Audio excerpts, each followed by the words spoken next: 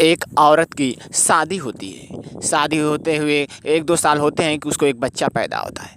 तभी उसके आदमी हस्बैंड का देहांत हो जाता है। उसके बाद वो औरत अपने बच्चे को खिलाती पिलाती है, उसके लिए दूसरों के घर जाकर बर्तन धोती है, काम करती है। ये सोचती है कि कुछ दिन बाद मेरा बेटा मेरा सहारा हो जाएगा।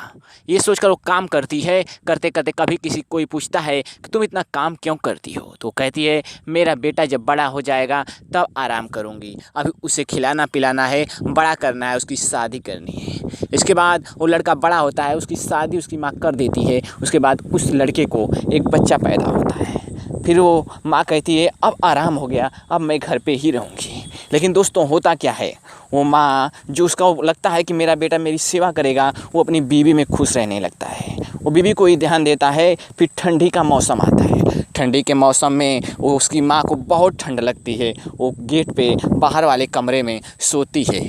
उसने सोचा कि बेटा से मैं सुबह कहूँगी कि बेटा मुझे एक कंबल ला दे। बेटा आता है, माँ उससे कहती है कि बेटा मुझे एक कंबल ला दे, मुझे बहुत ठंडी लगती है। बेटा कहता है माँ तुम तो अंदर रहती हो, तुम इसी से काम चलाओ, तुम्हारी बहू को कंबल चाहिए। वो बाहर भीतर जाती है और इस बार का पैसा बेटे की फीस में ख़त्म हो गई।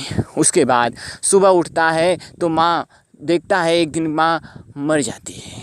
उसके बाद बहुत से लोग भीड़ होती है। उसके माँ को कंधा दिया जाता है। बेटा कोई कसर नहीं छोड़ता, उसे नई साल उड़ाता है अपनी माँ के अर्थी पर।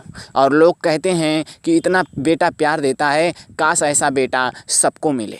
उसके बाद उन लोगों को क्या पता कि वो माँ जो अभी भी खुश नहीं है, जो 1 साल के लिए तड़प गई। दोस्तों हम स्टोरी इसलिए बता रहे हैं कि हर इंसान की इंसानियत जागे, वो अपने माँ को प्यार और इज्जत दे, क्योंकि भगवान के रूप में माँ ही एक है जो बचपन से जवानी तक बुढ़ापे तक साथ रहती है। दोस्तों अगर ये स्टोरी पसंद आई हो तो मेरे चैनल को सब्सक्राइब कीजिए। धन्यवाद।